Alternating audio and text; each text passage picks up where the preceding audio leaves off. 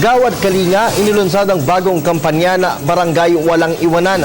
Layunin po nitong sugpuin ang kahirapan sa pamamagitan ng bayanihan o ang nagkakaisang pagtulong ng taong bayan. Ang detalye sa ulat ni Ria Fernandez live via phone patch.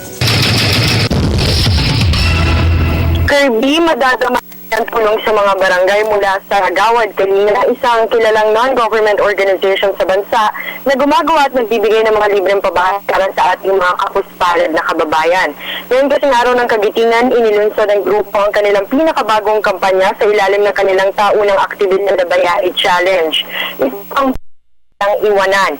Bitbit ang hamon na maging isang bayani, layon umano ng Barangay Walang Iwanan ayon kay chairperson at founder ng GK na si Tony Meloto ay ang pagbuklurin ang lahat ng mga Pilipino mula sa iba't ibang sektor ng lipunan, maging ang mga dayuhan upang tulungan ang mga kababayan nating may hirap na gumanda ang kanilang buhay.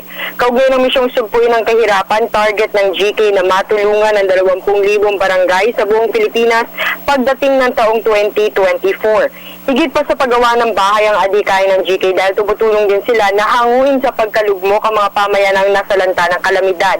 Ibinahagi ni Meloto na noong nakaraang taon, halos 2 nag-volunteer para buuin muli ang mga komunidad na nasalanta ni Super Bagyong Yolanda.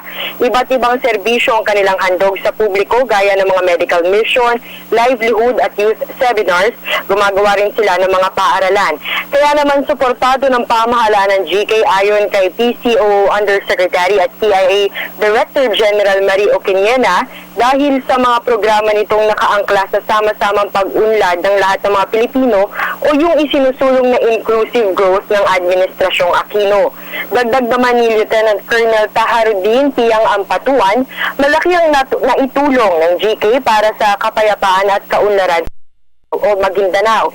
Para naman kay Bicol 3rd District Representative Lenny Robredo, itinuturo ng Bayani Challenge ng GK ang empathy o ang pagdama sa sitwasyon ng ating kapwa.